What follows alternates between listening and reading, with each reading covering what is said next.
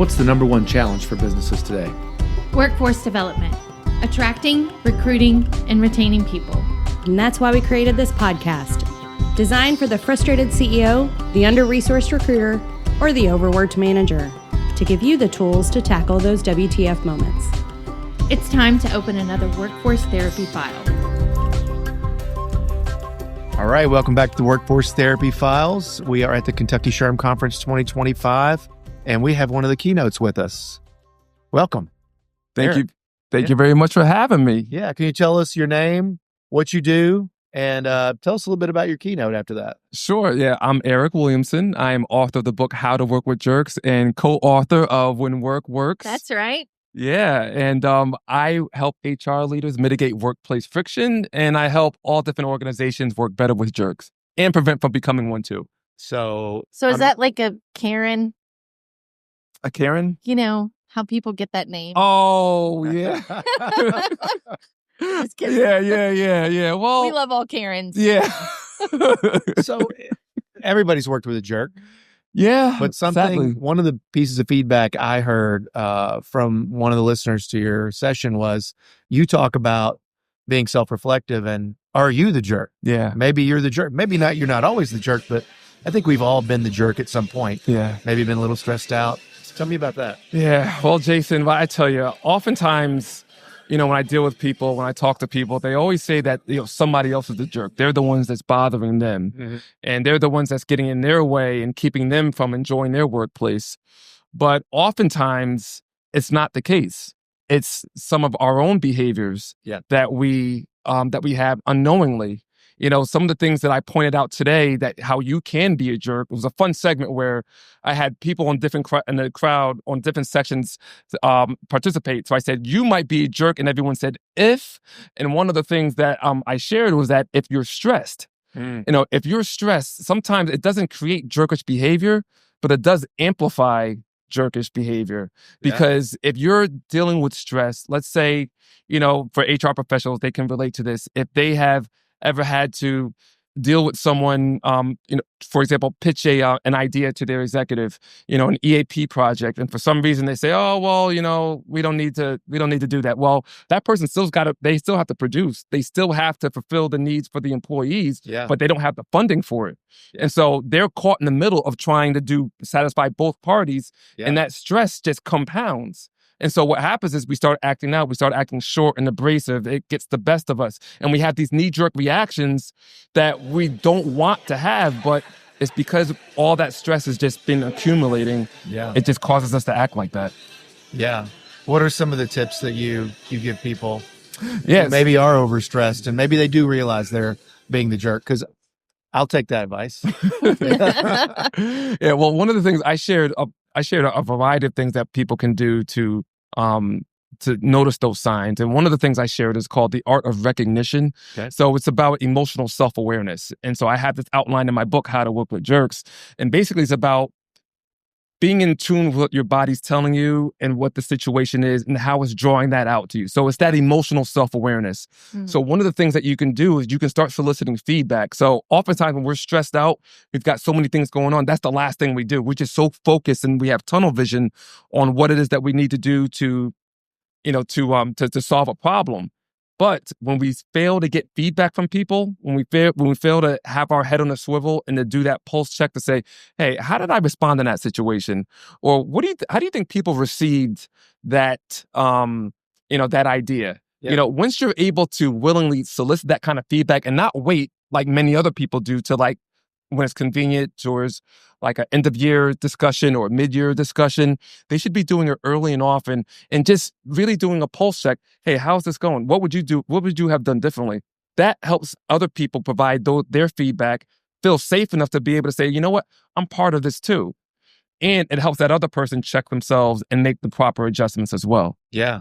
A theme I keep hearing at this conference has been communication. Yeah. And I think you're saying the same thing. Yeah. We have to be open. We have to keep the conversation moving. Yeah. And you have to leave that ego at the door. Yeah.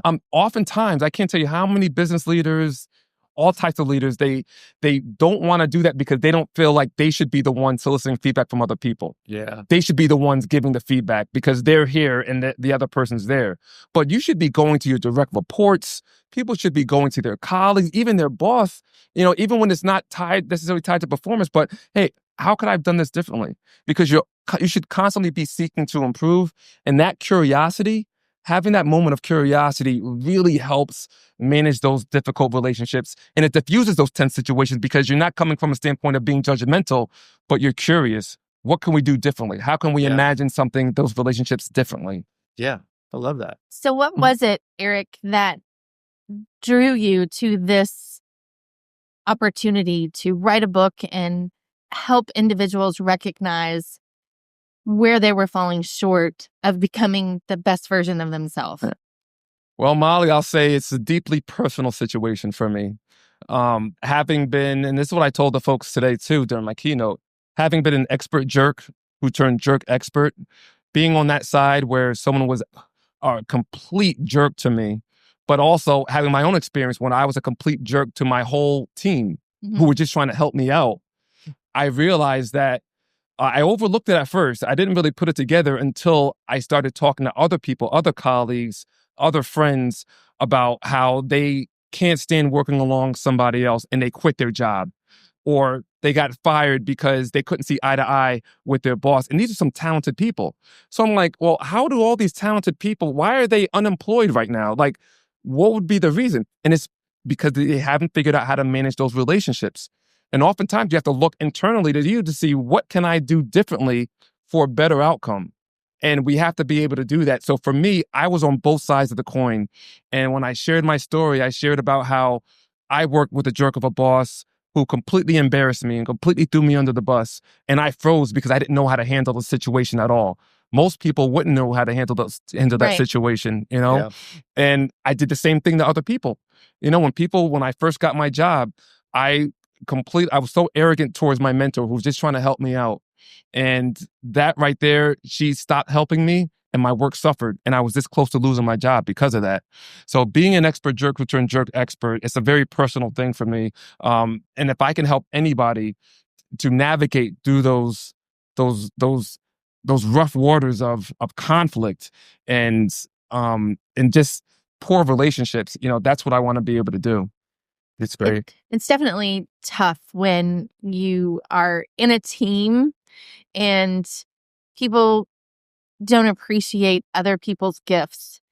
And I am very comfortable and confident in what I suck at and acknowledge it and will say, that's not for me. Right. I don't know how to do that. But I believe that also takes a lot of self-confidence to say, I'm not good at that. Or it's not something that I'm great at. I think someone else would be better. Yeah.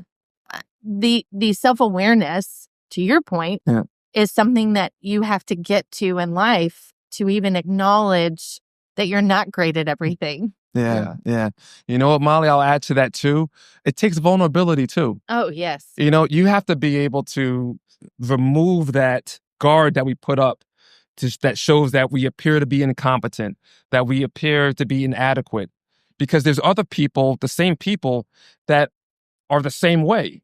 And when they look at you and they see how vulnerable you are and they say, I don't have all the answers. I'm doing the best I can. I just learned this today. I'm going to go for it. That gives them the confidence to say, you know what? They may not know about it either. I'm going to give it a shot too. I'm going to give it my best too. Right. And it's okay. It is okay to not have the answers. It's okay to fail. And so that's one of the things that I try to help people understand is that you don't have to, confidence comes a lot of times when you get the assurance, when people validate your ideas. But what that real strength comes in at is when you are vulnerable in that moment and you don't have the answer, but at the same time, you're showing someone else it's okay to just have the courage and to just go for it no matter what. And so that's one of the things I think helps people out as well. Yeah, for sure. Be vulnerable, be self-aware, communicate often and regularly. Yeah, I love it. And be curious. Curious, yeah. Oh, I like that. Be curious. Yeah. Okay, before I start going down another rabbit hole. Okay. So, Eric, for our session here at the SHRM Conference in Lexington, Kentucky, we've asked all of our guests to leave a question for our next guest. So our previous guest was Miss Carol, who is actually the keynote for tomorrow's session, and she left a question. Okay. Lo and behold, look who it is. Today's keynote. Can't make that stuff up. No. That's awesome. So, you ready? Sure. Carol says, what would you do if you were even braver?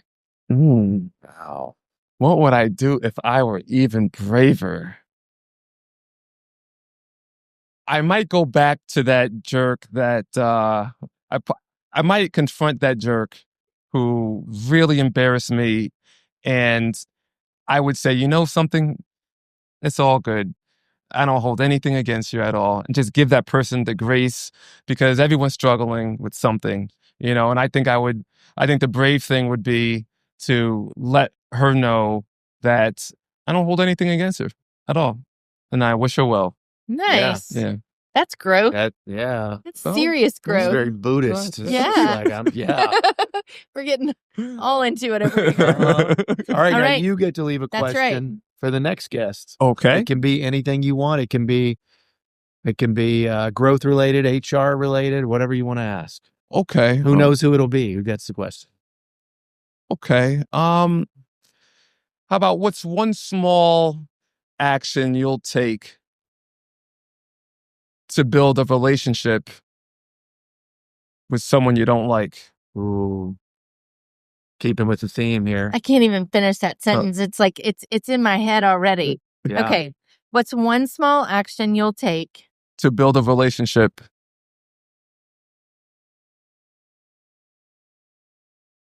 with someone you don't like? Yeah. Love that. I hope it's all right. Yeah, no, maybe it'll inspire them to actually, I hope be I brave. like it. I hope so. Yeah, I hope so. Awesome. Well, I definitely think that we should have you on a full Episode, show. yeah. Yeah, Great. full episode. Yeah, Molly. Yeah. That would be fantastic. Yeah, All right. that would be Yeah. great. I really appreciate this opportunity. This is a great event. This is an awesome podcast. You all made this incredibly easy and Thank you. very, very comforting. So thank you so much for your time here. Thanks for coming on the show. Thanks, Eric. Thank Appreciate you. it, man. Thanks for listening to the Workforce Therapy Files. We hope you learned something new, and we're thankful for the time that you spent with us today. If there's a topic you'd like us to discuss, reach out to us. Our contact information's listed in the show notes. Until next time, keep your head up.